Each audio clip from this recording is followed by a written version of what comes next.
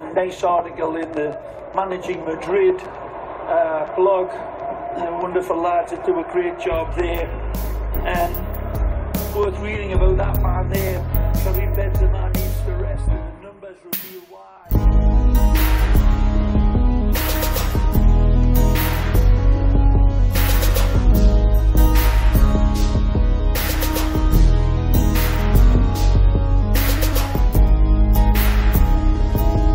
The press, I wanted to also ask you guys about this, Rayo's press.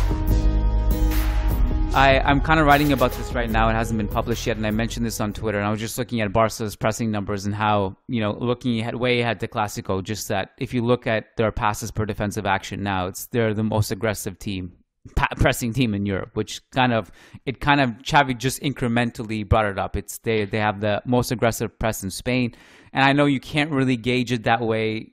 But if you compare it to like Liverpool and Manchester City's press, it's not as aggressive from a numerical standpoint. But obviously different leagues, different opponents, so you have to factor that in. But whatever, it's a very aggressive press. And someone mentioned to me like, yeah, but it's they're still not as good as like other teams at holding the ball and pressing us. Like maybe so, but I think that's pretty naive given the fact that we struggled against even teams like Rayo today. So I think we really have to figure that out. Where are you guys on that in terms of like how we looked and how we dealt with certain aspects of not only Rayo's press, but just opponents' press in general? Where do you guys stand on that? So I think specifically with Rayo today, obviously we had so much of the ball. We spent so much of the time in the final third. It's not like Rayo just destroyed us with the press, right? Like there were certain issues. There weren't the greatest moments, especially to start the game.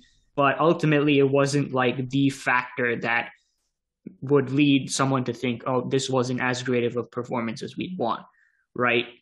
But I do think it's telling that really quickly, Courtois was waving everyone up the pitch on goal kicks, and he's like, let's just go long, right? Let's just go long. We're not trying to play through the press, not from goal kicks at least, and we'll fight for the second ball there.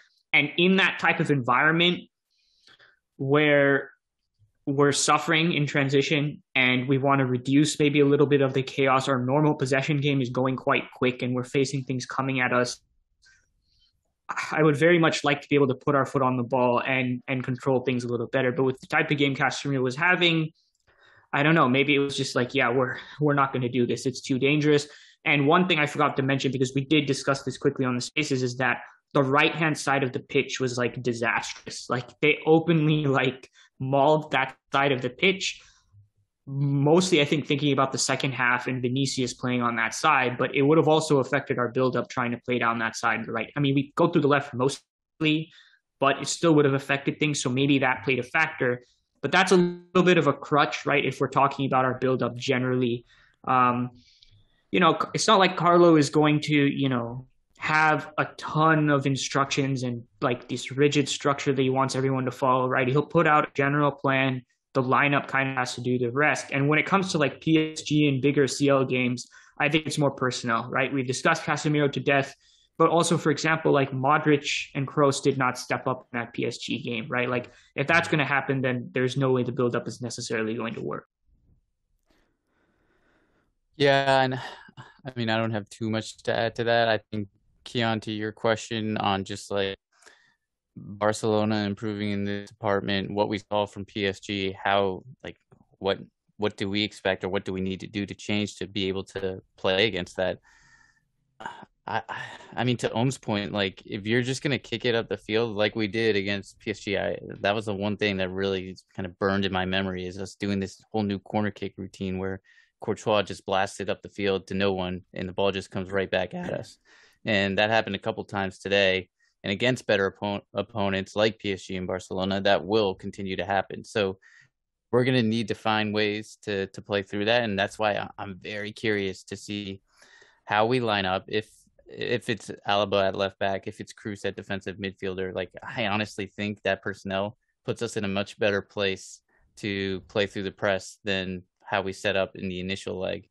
So, and then I think you got to be able to rely on guys like Cruz and Modric, who I think we haven't really talked about it, but both of them, they're playing fine. Like, you wouldn't call them out as playing really poorly or anything like that. But I just feel like they're not quite at the level that they have been. Maybe more so Modric than Kroos. I just feel like I'm not really noticing, and this is more of an eye test than anything else. I don't have the stats to back this up, but I just feel like Modric hasn't been quite as impactful or his usual self in the last few weeks and maybe even months of the season.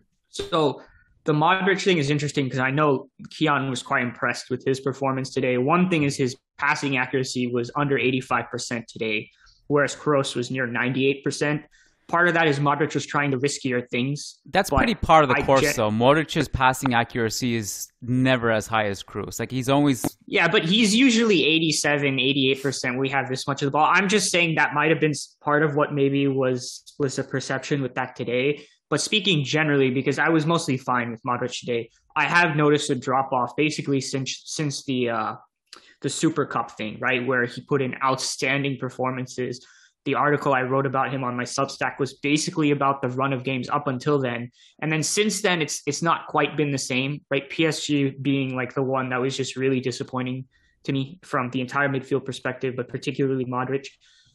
I don't know, though, like, I just kind of feel like that's how it's going to be with him, right? We talk about all the time, like, you know, it looks like he hasn't aged. If he plays like this forever, it's going to be great. And like, yeah, I mean, he's been still at a really high level at his age, but I think it's normal that he can't necessarily sustain that level of performance, like that tip-top level of performance through every single game at his age. And it's more about, like, there's more highs than lows, but there's still a lot of highs. And I think that's the thing with him.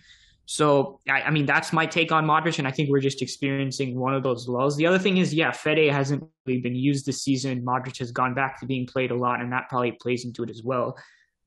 I mean, Keon, I assume you have a lot to say about this, but I think talking about Fede's performance, his last two sub appearances have been pretty good. I think that's kind of a natural transition. I was impressed, and I think now is the moment with what Matt is talking about to consider him, because he's looking like his old self offensively again. I agree and disagree. I think this is a good place to talk about the midfield. I agree that Modric hasn't been himself, you know, for a few games now, and I agree that. But I also think that nobody's been themselves for a few games now. It's been a long, like, against PSG, you know, we talk about, you know, the drop off in performance of Modric and Kroos, which did not help Casemiro, anyone's situation. Everyone was bad. I mean, I think the only one who's kind of sustained at a certain level has been Militao, really, and Courtois, obviously, who's just a constant. But what I liked about Modric in this game was that he was very, very quick with his decision-making, and one-touch vertical passing was very efficient. You look at some of the sequences in the first half, like his through ball to Vinicius in the 38th minute, which was just gorgeous through ball, and then Vinicius' cutback is intercepted. You look at some of the defensive sequences. He had a few brave blocks in the box, and Rayo's shot chart is insane. I think Ohm kind of alluded to the number of shots they had in the box. It was just pure volume, and Modric was really important in closing some of those, and his dribbling was pretty good too. I also agree that this is not peak Modric, and this is not going to be something he can sustain game to game. But I also think, like, the contrast of Modric and Casemiro was, like, almost laughable in terms of what Modric was doing in transition with the ball versus Casemiro. Modric was finding the right pass more often than not. But you look at Casemiro, and he's obviously going to be a hot topic in this game. There were just a couple moments where, and Ohm and I were talking about this on the Twitter Spaces we did at halftime. He gets the ball in transition. Vinicius is to his left, vertical passing lane. Modric is to his right, slightly horizontal. He has Asensio with a diagonal ball who's open. All three making runs in transition for him. And he ignores all of them and then holds the ball and then just kicks it out of bounds. Like 3 seconds have passed, he kicks it out of bounds, and then he puts his arms out as if to say, "Where were you guys?" Like, as if it's like it's anyone else's fault but him. And the moments like that really kill our attack. And this, you know, this was a theme last game too. On the flip side, I agree, Omar. I really like Fede's energy off the bench. I like what Fede was doing in this game. I box to box, classic. Carrying the ball, setting up teammates in the box, intercepting passes. Really classic energy from Fede Valverde what we're used to seeing. And I thought we could use this opportunity, gentlemen, to play a game of agree and disagree. Because a lot of Carlos post-game quotes, I don't know if you had a chance to see them, they tie into exactly what we're talking about. This is going to be good.